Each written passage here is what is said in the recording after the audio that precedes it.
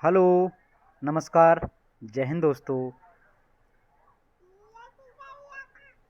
मैं असबनी गंगवार स्वागत करता हूं आपके अपने यूट्यूब चैनल डी के कैरियर क्लासेस में। और कैसे हैं साथियों, कैसी चल रही है आप सब लोग की तैयारी। साथियों, जैसा कि आपको पता है हमारा यूपी ट्रिपल एस का एग्ज़ाम की डेट आ गई है, एडमिट कार्ड भी आ गए हैं। तो स्टडी जीके की जो सीरीज में चला रहा था, आपके सिलेबस में 10 नंबर का स्टडी जीके और करंट अफेयर्स 10 नंबर का आ रहा है, यानी 20 नंबर का जो पोर्सन है, उसी पोर्शन से रिलेटेड आज मैं आपको जो स्टडी जीके का एक टॉपिक है प्रसिद्ध पुस्तकें और उनके लेखक, उसको लेकर आया हूँ आपका। और इस वीडियो को शुरू से लेकर लास्ट तक बहुत ध्यानपूर्वक देखिएगा और समझने का प्रयास कीजिएगा। यहाँ से एक ना एक पुस्तक आपके एग्ज़ाम में ज़रूर मिलेगी और अक्सर वनडे एग्ज़ाम जितने होते हैं उन सब में यहाँ से पुस्तकें पूछी जाती रहती हैं। तो आइएगा साथियों, हम लोग देखते हैं प्रसिद्ध पुस्तकें और उनके लेखक। इस क्लास को अपने सभी साथियों तक पहुँचाएँ, ज़्यादा से ज़्यादा शेयर करें और ज़्यादा से ज़्यादा लोगों को दिखाएँ। तो आज हम जो पुस्तकें लेकर आए हैं आपके, ये भारतीय लेखक और उनकी पुस्तकों के बारे में हैं। ठीक है, प्रमुख भारतीय लेखक और उनकी पुस्तकें हैं, ये आपके सामने हैं। जो लेखक एक इस साइड में रेड कलर से लिखा है वो लेखक का नाम है और ब्लैक कलर से लिखा है वो पुस्तक का नाम है। ठीक है, तो देखिएगा, पहली पुस्तक आपके सामने है विष्णु शर्मा की। उस पुस्तक का नाम है पंचतंत्र। आपने सुनी हुई होगी कि विष्णु शर्मा की सबसे प्रसिद्ध रचना कौन सी है, तो उसका नाम है पंचतंत्र। दूसरी आपकी पुस्तक है रसखान की, जिसका नाम है प्रेम वाटिका। तीसरी है शूद्रक की मृच्छकटिकम, बहुत ही इंपॉर्टेंट है ये मृच्छकटिकम। मृच्छकटिकम का अर्थ होता है मिट्टी का खिलौना। ठीक है, शूद्रक की रचना है मृच्छकटिकम। इसके बाद अगली रचना है जो बहुत ही इंपॉर्टेंट है, जो कि आपकी बादशाहन जी की। बादशाहन की कौन सी रचना है? कामसूत्र। जो कामसूत्र है ये बादशाहन जी की द्वारा लिखा गया है और बहुत ही इंपॉर्टेंट रचना है ये। ठीक है, कई बार एग्जामों में पूछी गई। इसके अलावा जिमुत महान राइटर हैं, इनकी किताब है दाय भाग। पिलनी की है नेचुरल हिस्ट्री। दंडी की है 10 कुमार चरितम और अवंती सुंदरी। ये आपकी प्राचीन भारतीय समय में किताबें लिखी गई हैं ये। अगली है अश्वघोष की, जो कि आपकी बुद्ध चरित है। बाणभट्ट की कादम्बरी है रचना। अमर सिंह की अमरकोश है और फिरदौसी का शाहनामा है। ठीक है ना, फिरदौसी का शाहनामा है। इसी बात आगे चलते हैं। सूरदास जी की जो है वो है आपकी साहित्य लहरी, सूरसागर। गुलबदन बेगम की है हुमायूंनामा और भरतहरि की है बैराग्य शतक, नीति शतक और श्रृंगार शतक। ये 3 किताबें हैं भरतहरि की। इसके बाद विज्ञानेश्वर की है मिताक्षरा। क्या है? विज्ञानेश्वर की राइट की किताब है मिताक्षरा। कल्हड़ की है राजतरंगिणी, जिसमें भारत के इतिहास के बारे में लिखा हुआ है। यह भारतीय इतिहास की पहली पुस्तक भी इसको मानते हैं। इसमें कश्मीर के इतिहास के बारे में बताया गया है। कल्हड़ की जो किताब है राजतरंगिणी इसके अंदर। अगली है चाणक्य की अर्थशास्त्र। ठीक है, ये चाणक्य वो थे जो चंद्रगुप्त मौर्य के मंत्री थे। चंद्रगुप्त मौर्य को राजा इन्होंने ही बनाया था। घनानंद को हराकर चंद्रगुप्त मौर्य को इन्होंने मगध राज का राजा बनाया था। और इनकी किताब ये अर्थात जिसके बारे में राजनीति के बारे में सारी बातें लिखी हैं जिसके अंतर्गत। अगले हैं कालिदास। कालिदास की रचना कुमार संभवम, रघुवंशम, अभिज्ञान शकुंतलम। ये 3 रचनाएं कालिदास की सबसे ज़्यादा इंपॉर्टेंट हैं। हालांकि और भी हैं, लेकिन सबसे ज़्यादा इंपॉर्टेंट और पूछी जाने वाली रचना यही हैं, कुमार संभवम, रघुवंशम और अभिज्ञान शकुंतलम। इन सब में सबसे ज़्यादा इंपॉर्टेंट है आपकी अभिज्ञान शकुंतलम। इसके बाद आ जाते हैं जयदेव पे। जयदेव की रचना है गीत गोविंद। उसके बाद भवभूति। भवभूति की रचना है मालती माधव और उत्तर रामचरितम। ये वह किताबें हैं जो बहुत बहुत ज़्यादा इंपॉर्टेंट रचनाएं हैं। ठीक है, वो ग्रंथ हैं ये। इसके बाद आगे आ जाते हैं। मलिक मोहम्मद जैसी की पद्मावत है, महाकाव्य है ये मलिक मोहम्मद जैसी का पद्मावत। इसके बाद अबुल फजल जी का है आयन अकबरी और अकबरनामा। कबीरदास का एक संग्रह है कविताओं का या दुहाओं का, इसको बोलते हैं बीजक। ठीक है, बीजक। बीजक में कबीरदास की 3 रचनाएं हैं, साकी, सवत और रामायणी। इन तीनों का संकलन करके बनाया गया, उसको बीजक कहते हैं। शाकी, सवत, रामायणी भी याद रखना कबीरदास की हैं। अगला है अलवरूनी। अलवरूनी की रचना है किताबुल हिंद, ये एक विदेशी राइटर था। अगला है मुल्कराज आनंद, जिसकी है आपका कुली, कन्फेंशंस ऑफ अ लवर या डेथ ऑफ अ हीरो। ये 3 रचनाएं बड़ी इंपॉर्टेंट है मुल्कराज आनंद की। कुली, कन्फेंशंस ऑफ अ लवर या डेथ ऑफ अ हीरो, ये 3 रचनाएं हैं मुल्कराज आनंद की। इसके बाद में बात करते हैं कुलदीप नायर की। तो कुलदीप नायर की रचनाएं हैं द जजमेंट, पहली रचना। दूसरी डिस्टेंट नेवर इंडिया। तीसरी है the critical years in jail. और चौथी है इंडिया आफ्टर नेहरू, यानी नेहरू के बाद इंडिया। और इनकी एक रचना और है जिसका नाम है बियॉन्ड दी लाइन्स। ये इनकी आत्मकथा है, किसकी? कुलदीप नायर की। बियॉन्ड दी लाइन्स, ये आत्मकथा है कुलदीप नायर की। अगले राइटर हैं आपके काजी नजरुल इस्लाम, इनकी किताब का नाम है अग्निवीणा। अगले हैं शिवानंद, शिवानंद की रचना है डिवाइन लाइफ। उसके बाद हमारे कलम के सिपाही मुंशी प्रेमचंद जी, तो प्रेमचंद जी की रचनाएं क्या हैं? गबन, गोदान, करमभूमि, रंगभूमि। चारों रचनाएं बहुत ही इंपॉर्टेंट हैं, गोदान, गबन, करमभूमि और रंगभूमि प्रेमचंद जी की रचना। इसके बाद है आपका B.M. कॉल, इनकी है untold story, confrontation with Pakistan. Untold story, confrontation with Pakistan, ये दोनों किसकी हैं? B.M. कॉल की हैं। B.M. कॉल की untold story, confrontation with Pakistan. अगला है अगे जी की, सच्चिदानंद हीरानंद बादशाह अगे इनका पूरा नाम है।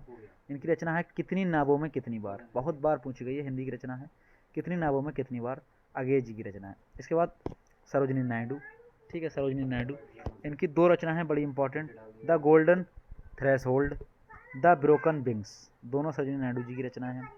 इसके बाद यशपाल जी की रचना है, यशपाल जी की रचना है दादा कामरेड, बहुत इंपॉर्टेंट रचना है। इसके बाद हिंदी के कवि हैं, बहुत अच्छे कवि हैं, सुमित्रा नंदन पंत जी, इनकी दो रचनाएं बहुत इंपॉर्टेंट हैं, एक पल्लव और एक चिदम्बरा, याद रखना इनको। अगले हैं रामधारी सिंह दिनकर जी, दिनकर जी बहुत बड़े कवि हैं हिंदी के, इनकी रचना है कुरुक्षेत्र, रश्मि रथी और उर्वशी। इसके बाद आर के नारायण, आर के नारायण की हैं the dark room, Malgudi days, the guide या माई डेज, ये सारी की सारी रचनाएं किसकी हैं?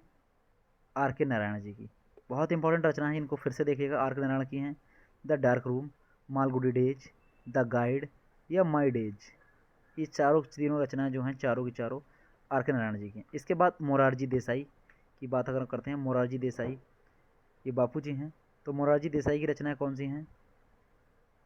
ये राजनेता रहे हैं, हमारे देश के बहुत बड़े राजनेता रहे हैं मोरारजी देसाई, और राष्ट्रपति भी बने हैं ये। तो मोरारजी देसाई की रचना है नेचर की ओर, ठीक है। अगला है देवकी नंदन खत्री, इनकी रचना है चंद्रकांता, काफ़ी इंपॉर्टेंट है। अगला है शरतचंद्र चट्टोपाध्याय, इनकी रचना है देवदास। आपने देवदास फिल्म देखी हुई शाहरुख खान की, तो वो रचना है उसके ऊपर शरतचंद्र चट्टोपाध्याय जी ने लिखी है देवदास, और इनकी दूसरी रचना है चरित्रहीन। अगला है रविंद्रनाथ टैगोर जी, तो रविंद्रनाथ टैगोर की रचनाएं काफ़ी इंपॉर्टेंट हैं, आती रहती हैं परीक्षाओं में। पहली है चितांगदा, दूसरी है गीतांजलि, तीसरी है विसर्जन, चौथी है गार्डनर, और अगली है हंगरी स्टोन, हंगरी स्टोन, और अगली है गोरा, और लास्ट है चंडालिका। ये सारी की सारी रचनाएं किसकी हैं? रविंद्रनाथ टैगोर जी की हैं, ठीक है, रविंद्रनाथ टैगोर जी हैं। गीतांजलि के लिए ही शायद इनको नोबेल पुरस्कार मिला था 1913 का, ठीक, साहित्य का नोबेल पुरस्कार। अगला है आपका मैथिली शरण गुप्त, इनकी प्रसिद्ध सबसे ज़्यादा रचना है भारत भारती, बहुत बार पूछी गई है परीक्षाओं में। अगला सवाल है आपका, अगला राइटर और उनकी पुस्तक का नाम अमृता प्रीतम नाम है राइटर का, इनकी पुस्तक का नाम है डेथ ऑफ अ सिटी, कागज ते कैनवास। अगला है 49 डेज, ये तीन रचना है इनकी, डेथ ऑफ द सिटी, कागज ते कैनवास, 49 डेज, ये तीनों रचना किसकी हैं? अमृता प्रीतम की। अगला है खुशवंत सिंह, खुशवंत सिंह की रचना है आपकी इंदिरा गांधी रिटर्न्स, ठीक है, और the company of the B man, और तीसरी रचना है दिल्ली। ये तीनों रचनाएं किसकी हैं? खुशवंत सिंह की। अगला जाते हैं वेद व्यास जी, सब लोग जानते हैं महाभारत के रचयिता हैं। इंदिरा गांधी की रचना है इंटरनल इंडिया या इटरनल इंडिया। अगले हैं जयशंकर प्रसाद, इनकी रचना सभी को पता है कामायनी, आंसू, झरना, लहर इत्यादि सारी रचनाएं किसकी हैं? जयशंकर प्रसाद जी की हैं, ठीक है, जयशंकर प्रसाद जी की रचना आपको सभी पता होंगी। इसके बाद में आगे बढ़ते हैं अरविंद घोष, तो अरविंद घोष की रचना की अगर हम बात करें तो life divine, essays on Gita, ठीक, एसेज ऑन गीता और लाइफ डिवाइन दोनों रचना किसकी हैं? तो अरविंद घोष जी की हैं, बहुत ही सुंदर रचनाएं हैं ये। अगला सवाल है सूर्यकांत त्रिपाठी निराला, तो निराला जी की जो पुस्तकें हैं या जो निराला जी की रचनाएं हैं वो भी कम इम्पॉर्टेंट नहीं हैं, बहुत ही ज़्यादा इम्पॉर्टेंट हैं। अनामिका, परिमल, अनामिका और परिमल दोनों रचनाएं जो हैं वो निराला जी की हैं, किसकी? सूर्यकांत त्रिपाठी निराला जी, बहुत ही इंपॉर्टेंट रचना है। इसके बाद में महादेवी वर्मा जी की बात आती है यदि, तो महादेवी वर्मा जी की रचना है आपकी यामा, दीपशिखा और नीरजा, इन तीनों में सबसे ज़्यादा इंपॉर्टेंट है आपकी यामा, दीपशिखा, नीरजा। इनके अलावा इसकी एक और रचना और है गिल्लू, वो भी इन्हीं की रचना है।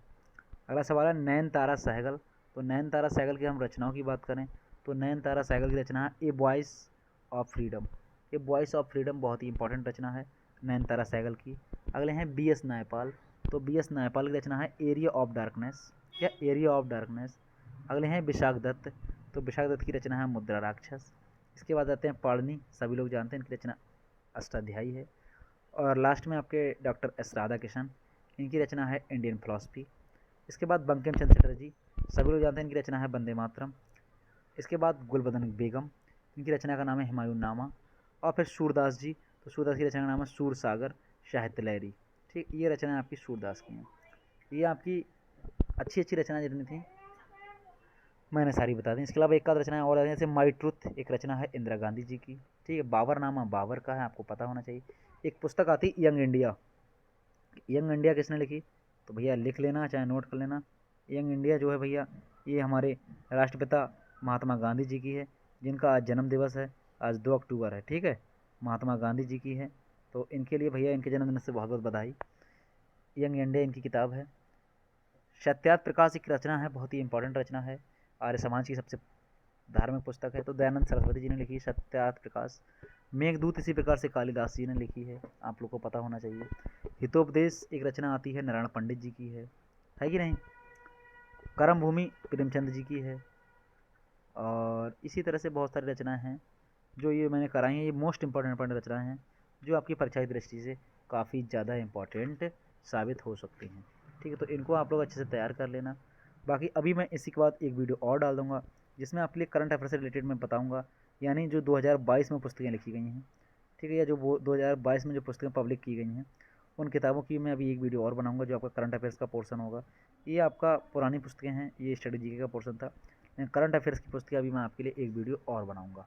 तो इस वीडियो को बहुत अच्छे से देखना, समझने का प्रयास करना। कोई दिक्कत हो तो आप कमेंट बॉक्स में कमेंट कर सकते हैं। ठीक है, thank you all of you, thanks for watching.